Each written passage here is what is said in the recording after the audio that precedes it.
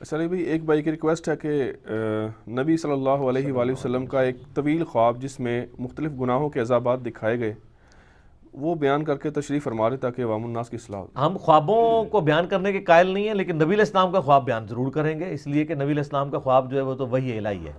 بخاری مسلم دونوں کی متفق علیہ حدیث ہے کہ خواب نبوت کا 46واں حصہ ہے، اور شروع میں نبی علیہ السلام کو اچھے اچھے خواب آتے تھے جس کے ذریعے آپ پہ وحی نازل ہوتی تھی۔ یہ بات یاد رکھیں کہ نبی کا خواب جو ہے وہ وحی ہوتا ہے، نبی کے خواب میں شیطان کو دخل نہیں ہوتی۔ حتیٰ کہ آپ دیکھتے ہیں سورہ الصافات میں آتا ہے کہ ابراہیم علیہ السلام کو خواب میں اشارہ ہوا تھا، انہوں نے کیا کہا کہ میں دیکھتا ہوں کہ بیٹے میں تجھے ذبح کر رہا ہوں۔ اب ایک انسان کو قتل کرنا تو بہت بڑا جرم ہے، اور جب نبی یہ خواب میں دیکھ رہا ہے تو اس نے اس کو شیطانی خواب نہیں سمجھا، وہ سمجھ گیا کہ یہ تو میرا خواب ہے، یہ رحمانی خواب ہے اور اللہ نے مجھ سے ڈیمانڈ کی ہے۔ وہ علیحدہ بات ہے کہ جب وہ بالکل چھری لے کے پہنچے تو اللہ تعالیٰ نے فرمایا کہ بس یہیں تک لے کے آنا تھا تجھے، تیری قربانی قبول ہو گئی ہے، اس کی جگہ مینڈا اللہ نے نازل کر دیا۔ اتنا بڑی ایگزیکیوشن انہوں نے کر دی ہے۔ سب سے بڑی ایگزیکیوشن خواب کی بنیاد پہ یہ ہو سکتی ہے نا کہ کوئی بندہ مار دو، اس تو وڈی کوئی ہو سکتی ہے؟ کیونکہ قرآن تو کہہ رہا ہے جس نے ایک انسان کو ناحق قتل کیا پوری انسانیت کو قتل کیا۔ یہ نبی میں کانفیڈنس کہاں سے آتا ہے کہ اس کو پتا ہے کہ مجھے وحی الہی سے ہی بتایا جا رہا ہے۔ قرآن بھی اس بات کا ثبوت دیتا ہے کہ نبیوں کی وحی میں شیطان کو دخل نہیں ہے۔ تو نبی علیہ السلام کو بھی کئی چیزیں خواب میں دکھائی جاتی تھی، کئی لوگوں کا عذاب دکھایا جاتا تھا۔ یہ آپ کو کتاب التعبیر چیپٹر پورا ملے گا اس کے اندر صحیح بخاری میں، تقریباً 60 احادیث خوابوں پہ ملیں گی، اور تقریباً آپ کو 90 کے قریب احادیث کتاب الرؤیا چیپٹر صحیح مسلم کا اس میں ملیں گی، اور آپ کو مشکات میں بھی یہ دوسری جلد میں آپ کو اینڈ پہ جا کے نا چیپٹر آتا ہے خوابوں والا، اس میں آپ کو یہ والی حدیث مل جائے گی۔ ہاں یہ دیکھیں نا، کتاب الرؤیا نام رکھا ہے انہوں نے، اس میں آپ کو نا پہلی فصل میں بھی آپ کو یہ حدیث ملے گی، دوسری فصل میں بھی ہے۔ ہاں جی یہ حدیث بھی ورڈ بائی ورڈ میں پڑھ کے سنا دیتا ہوں آپ کو، تاکہ یہ صحیح بخاری میں حدیث ہے 7048، اور مشکات کے اندر جو میرے ہاتھوں میں 4621 ہے بخاری کے ریفرنس سے۔ سیدنا سمورہ بن جندب رضی اللہ تعالیٰ کہتے ہیں کہ جب رسول اللہ صلی اللہ علیہ وآلہ وسلم نماز پڑھ لیتے تو آپ صلی اللہ علیہ وآلہ وسلم اپنا رخ انور ہماری طرف کر لیتے اور فرماتے آج رات تم میں سے کسی نے کوئی خواب دیکھا ہے؟ راوی کہتے ہیں کہ اگر کسی نے خواب دیکھا ہوتا تو وہ آپ علیہ السلام سے بیان کرتا، اور آپ صلی اللہ علیہ وآلہ وسلم جو اللہ چاہتا اس کی تعبیر بیان فرما دیتے۔ نبی علیہ السلام کی خواب کی تعبیر بیان کی ہوئی تو اتھینٹک ہے، باقی تو اندازہ ہی ہے نا۔ تو پھر آپ صلی اللہ علیہ وآلہ وسلم نے ایک روز ہم سے پوچھا کیا تم میں سے کسی نے کوئی خواب دیکھا ہے؟ ہم نے عرض کیا نہیں، تو آپ صلی اللہ علیہ وآلہ وسلم نے فرمایا لیکن میں نے آج رات ایک خواب دیکھا۔ تو آپ علیہ السلام یعنی فجر کے بعد صحابہ کی طرف متوجہ ہو کے ان کے خواب سنا کرتے تھے، پھر تعبیر بیان کیا کرتے تھے۔ یعنی ایک دن کسی نے خواب نہیں دیکھا، وہ ظاہر ہے وہ پھر اللہ نے ہی وہ معاملہ کیا کہ کسی کو بھی خواب نظر نہیں آیا، کیونکہ اس دن اپنے نبی کو خواب دکھانا تھا نا، تو باقی نے خواب غائب۔ ظاہر ہے یہ اللہ کی طرف سے پلان ہو رہا ہوتا ہے نا، جب نبی دنیا میں موجود ہوتا ہے نا اس وقت بہت ایکسٹراڈنری واقعات ہو رہے ہوتے ہیں، کیونکہ امت کو دین سکھایا جا رہا ہوتا ہے۔ سر یہ خواب آپ سنیں اور اپنے آپ کو سامنے رکھ کے دیکھیں، اس خواب میں نبی علیہ السلام کو ان کی امت کے گناہوں کے عذابات دکھائے گئے ہیں۔ اللہم اجرنا من النار، اللہم اجرنا من النار، اللہم اجرنا من النار، اللہم من احییتہ منا فاحیہ علی الاسلام ومن توفیتہ منا فتوفہ علی الایمان۔ تو نبی علیہ السلام فرمایا میں نے 2 آدمی دیکھے۔ اب یہ آدمی کون تھے؟ کوئی فرشتے تھے، تو اینڈ پہ پتہ چلے گا یہ کون تھے۔ ابھی آپ صرف اس کا سسپینس رکھیں، آپ نے بھی سسپینس رکھا ہے۔ آپ فرمایا میں نے 2 آدمی دیکھے، وہ میرے پاس آئے اور انہوں نے مجھے ہاتھوں سے پکڑا اور مجھے ایک مقدس سرزمین کی طرف لے گئے۔ وہاں ایک آدمی بیٹھا ہوا تھا اور ایک کھڑا ہوا تھا، اس کے ہاتھ میں لوہے کا ایک ٹکڑا تھا، وہ اس کو دوسرے آدمی کے جبڑے میں داخل کرتا اور اس کو اس کی گدی تک چیر دیتا، یعنی یوں ڈال کے نا ایسے، یہ گدی یہ کہتے ہیں، یعنی یہ ہے نا یہ پورا جبڑا چیرتا ہوا پیچھے تک۔ پھر اسی طریقے سے دوسرے جبڑے کے ساتھ ایسا کرتا اور اتنے میں پہلا جبڑا ٹھیک ہو چکا ہوتا. استغفر اللہ. یعنی عذاب مسلسل. وہ کر کے ہٹایا تو وہ واپس آ گیا, پھر دوبارہ سے تکلیف شروع. سر یہ ایک دفعہ نہیں برداشت ہو سکتی. پھر وہ اس عمل کو دہراتا تھا. تو میں نے ان آدمیوں سے پوچھا یہ کیا ہو رہا ہے؟ تو ان دونوں نے مجھ سے کہا آپ آگے چلیے. تو میں نے ان کے ساتھ آگے چلنا شروع کر دیا. پھر ہم ایک آدمی کے پاس آئے جو زمین پہ چت لیٹا ہوا تھا, اور ایک آدمی ایک بڑا سا پتھر لے کے اس کے سرہانے کھڑا تھا, اور وہ اس کے ساتھ اس کے سر کو کچل رہا تھا. جب وہ اسے مارتا تھا تو پتھر لڑک کر جاتا, وہ اسے لینے کے لیے جاتا, لیکن اس کے واپس آنے تک اس کا سر پھر بالکل ٹھیک ہو جاتا. توبہ توبہ توبہ. اتنا بھاری پتھر کا عذاب اس شخص کے اوپر کہ اس کا سر جو ہے وہ چپٹا ہو رہا ہے, اور پھر وہ پتھر لڑک کے دور چلا جا رہا ہے, اور وہ اٹھانے کے لیے وہ پتھر جا رہا ہے, واپس آتا ہے تو دوبارہ سر واپس آ جاتا ہے, پھر اس تکلیف سے گزرنا ہے. سر آپ تو ایک دفعہ سر کے اندر برداشت نہیں ہم لوگ کر سکتے. اللہ تعالیٰ ہمیں ان عذابات سے محفوظ فرمائے.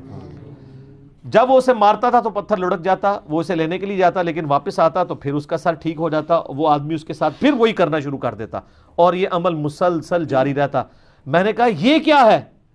تو ان دونوں نے کہا یا رسول اللہ آگے چلیے.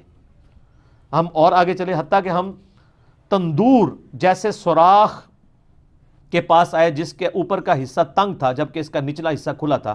اس کے نیچے آگ جل رہی تھی. جب وہ اوپر اٹھتی تو اس میں موجود افراد بھی اوپر بلند ہوتے.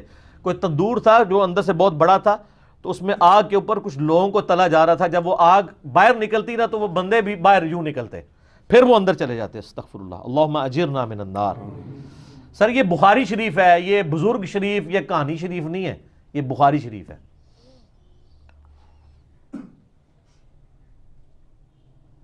اس کے نیچے آگ جل رہی تھی. جب وہ اوپر اٹھتی تو اس میں موجود افراد کو بھی اوپر بلند کرتی, حتیٰ کہ ایسا لگتا کہ وہ اس سے نکل جائیں گے.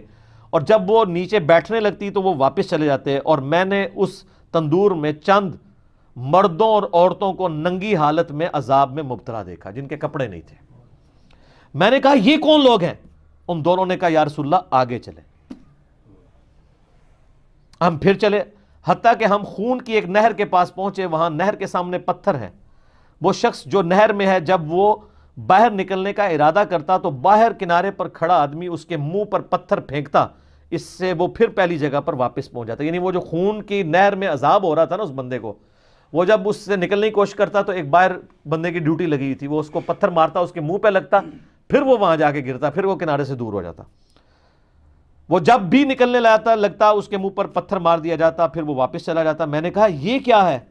تو ان دونوں نے کہا یا رسول اللہ آگے چلیے. ہم آگے چلے, حتیٰ کہ ہم سرسب شداب باغ میں پہنچ گئے. اس میں ایک بڑا سا درخت تھا, اور اس کے تنے کے پاس ایک عمر رسیدہ شخص اور کچھ بچے تھے. اور درخت کے قریب ایک آدمی تھا, اس کے آگے آگ تھی جسے وہ جلا رہا تھا. وہ مجھے درخت پر لے گئے. انہوں نے مجھے درخت کے وسط میں ایک گھر میں داخل کیا. میں نے اس سے خوبصورت گھر کبھی زندگی میں نہیں دیکھا. اس میں بوڑھے, مرد, نوجوان, خواتین اور بچے سب تھے. پھر وہ مجھے وہاں سے باہر لے کر آئے اور درخت پر لے چڑھے, اور مجھے اس سے بھی زیادہ بہترین خوبصورت گھر دکھایا. اس میں بھی بوڑھے اور جوان تھے. میں نے ان دونوں سے کہا تم رات بھر مجھے لیے پھر رہے ہو, مجھے یہ تو بتاؤ جو کچھ میں نے دیکھا ہے وہ کیا تھا؟ انہوں نے عرض کیا جی ہاں, اب ہم آپ کو بتاتے ہیں. یعنی وہ سارے منظر دکھا کے نا نبی علیہ السلام فرمایا کہ بھی اتنا کچھ مجھے دکھایا, مجھے بتاؤ تو صحیح یہ کیا کچھ تھا. تو انہوں نے کہا اب ہم آپ کو بتاتے ہیں. یا رسول اللہ رہا وہ شخص جس کو آپ نے شروع میں دیکھا تھا کہ اس کے جبڑے کو چیرا جا رہا تھا, تو وہ شخص وہ تھا جو دنیا میں جھوٹ بولا کرتا تھا, اور پھر وہ جھوٹ آگے نقل کیا جاتا تھا حتیٰ کہ وہ آفاق تک پہنچ جاتا تھا. یہ جو کچھ آج کل ہمارے سیاستدان کر رہے ہیں, سوشل میڈیا کے اوپر آ کے دوسرے پولیٹیکل لیڈر کو ڈی فیم کرنے کے لیے جھوٹ بول دیتے ہیں. اسی طریقے سے علماء بھی کرتے ہیں, کسی کو بدنام کرنے کے لیے اس کے اوپر جھوٹے. یعنی میں تو اس سے سفر کر رہا ہوں, میرے اوپر کلپ چڑھائے ہوئے ہیں انجینئر محمد علی مرزا کا دعوی نبوت, نعوذ باللہ. ہم اندازہ کریں, یعنی یہ وہ لوگ کلپ چڑھا رہے ہیں جن کے بزرگوں نے اپنے ناموں کے کلمے پڑھائے ہوئے ہیں. ایک غریب اتو بدتمیز, اور جو ان کو ننگا کر رہا ہے اس کو کہہ رہے ہیں دعوی نبوت. تو یہ ان کا عذاب ہے, یعنی یہ علماء کا عذاب ہے.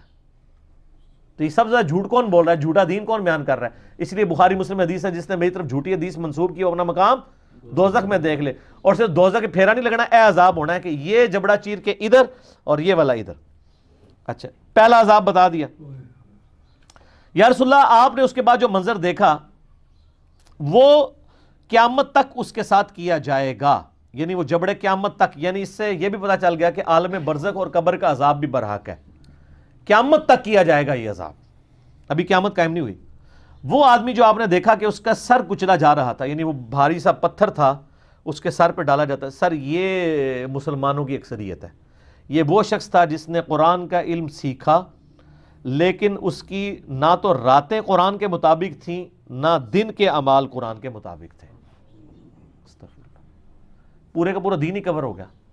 اور یہ تو اس کے لیے ہے جس نے قرآن سیکھا اور جس نے قرآن کو سیریس لے کے سیکھا بھی نہیں ہے.